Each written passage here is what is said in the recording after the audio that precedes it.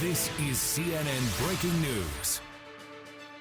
We have some breaking news here at CNN. The Kentucky clerk, the county clerk in Kentucky, who refused to issue marriage licenses to same-sex couples, has now been ordered by a federal judge to be taken into custody. This happened just moments ago. This was a federal judge who, again, issued that order for clerk Kim Davis, who has reportedly refused, despite court intervention, to go ahead and award those marriage licenses to same-sex couples.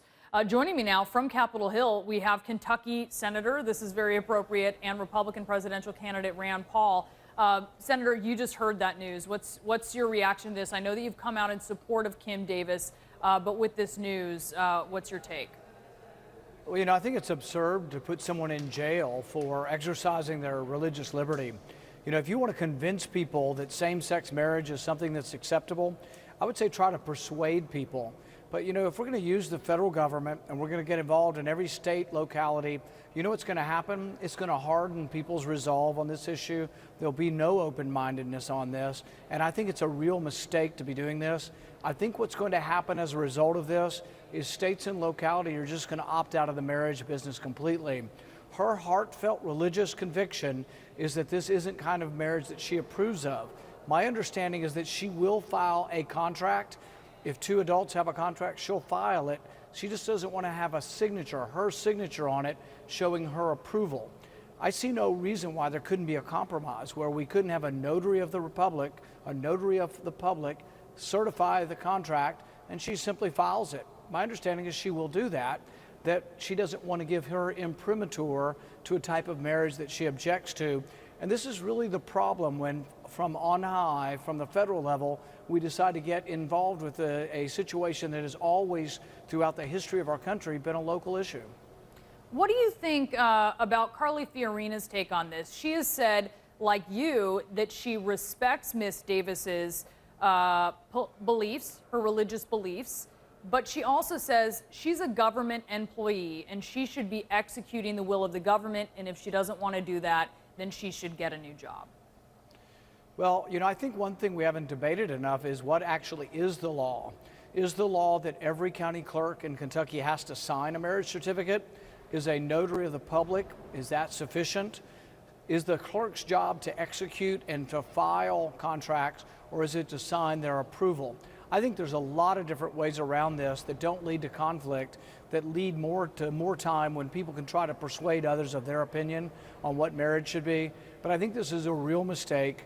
And even those on the other side of the issue, those who want to support a new definition for marriage, I think it sets their movement back because it's seen as that the federal government's going to come in with bully force and here even with police power and incarcerate people who disagree or who still believe in the traditional notion of marriage. So I think this is a huge mistake, and it's a step back even for those who do want to redefine marriage. I want to talk to you about something that you said this week about heroin addiction. Here's what you said.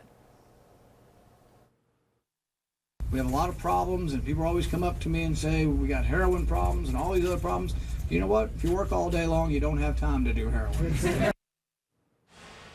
All right, well, that joke received by the crowd there, but this morning on CNN's New Day, your opponent, New Jersey Governor Chris Christie, said it was insulting, and he said that it's not facing the reality that addiction is a disease. What's your reaction to that? Yeah, you know, the problem with short clips is it didn't carry the whole discussion, and I discussed at least 10 times in New Hampshire this weekend that I do believe we should treat the addiction, and we shouldn't really treat it as an incarceration problem. I'm not for locking up drug addicts. I am for rehabilitation. I'm also a lead co-sponsor of a bill with Senator Markey that would allow doctors who treat drug addicts to see more patients. Currently, there's a bizarre federal law that limits how many people who are addicted can be seen by one doctor. My bill would expand doctors' ability to treat addiction, but also include nurse practitioners and others who are certified in drug treatment. So no, you pick out a snippet of me trying to be funny and you don't listen, or the inclination is that, well, this is really what my position is on drug addiction. But if you listen to more of the speech, you'll find that my position is I think we should save money on incarceration and actually spend it on drug rehabilitation. All right, and Senator, as you know, this pledge, the loyalty pledge, this is all the buzz today in politics with your field. You have called Donald Trump a fake conservative. You said this week that if Trump wins the nomination, the GOP would suffer its biggest defeat since Barry Goldwater lost to Lyndon Johnson in 1964. Have you signed the loyalty pledge? And if Donald Trump were to be the nominee, would you support him? You know, I'll support whoever the nominee is, and I will sign the pledge. I signed a pledge when I ran for Senate because, frankly, you need all of the Republicans to come together. I do think Donald Trump would be a disaster for the country and a disaster for our party, and I think we'd suffer the worst defeat since 1964. The reason is I don't think you want a nominee that offends whole areas of the public, whole ethnic groups. If you paint with a broad brush and you want to say, well, most Hispanics are drug dealers and they're rapists and murderers, well, that's crazy talk, and that offends a whole segment of our population. I think most people who immigrated to this country are assets to our community and came here seeking the American dream, the same way my ancestors did. Are there some people who break the law? Absolutely. And should they be treated and punished? Absolutely. But the thing is I think painting with a broad brush that all immigrants are bad people is a terrible thing to say, and it's going to be a disaster for our party. I also think Trump is a fake conservative because he's not really supported any conservative notions. He's for raising your taxes. He's been for Obamacare, and he's also been for taking private property from small property owners and giving it to him. That's why he pays so much money for politicians, is so he can get them to take people's property through eminent domain, and then he absorbs it into his casino business. So I don't think there's anything conservative about Trump. And I think ultimately when conservatives find out that he's a fake conservative, they're going to reevaluate the race. I want to ask you, Senator, about this migrant crisis in Europe. It's been going on for some time now, hundreds of thousands of people seeking refuge there from Syria, from Iraq. But it seems very much in the consciousness now of Americans because of this just horrible, horrific photo that we've seen of a young boy who died in the process of trying to escape Syria. What do you think about how the United States should be involved in this, and if the U.S. should take in any refugees? You know, I don't think there are any easy answers as far as how we, stop war and stop famine around the world, and so it will probably continue to occur. The one thing I think we should do in the Middle East, though, that could make maybe some of these wars less harmful is I don't think we should be arming people who hate us. I think it's sad and it's a travesty that ISIS now has $1 billion worth of U.S. Humvees.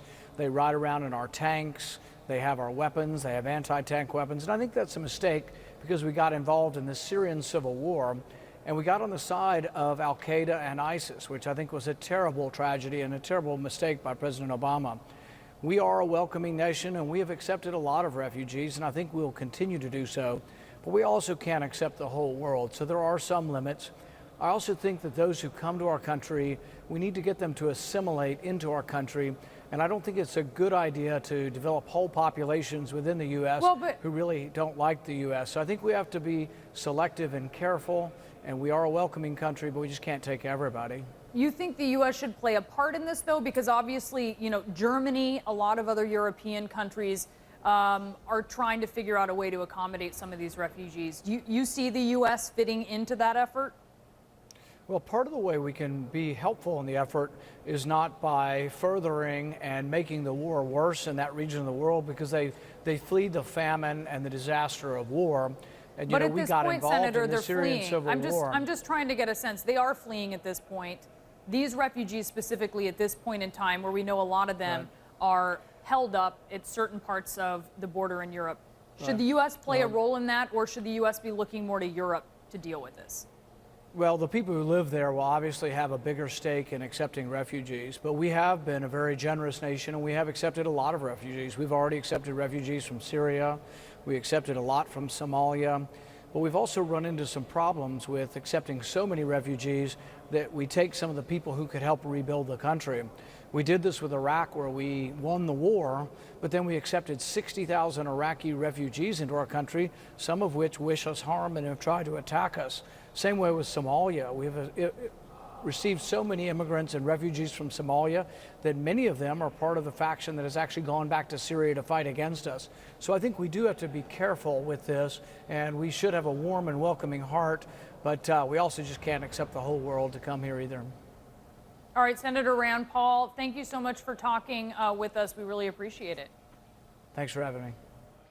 For the latest in politics and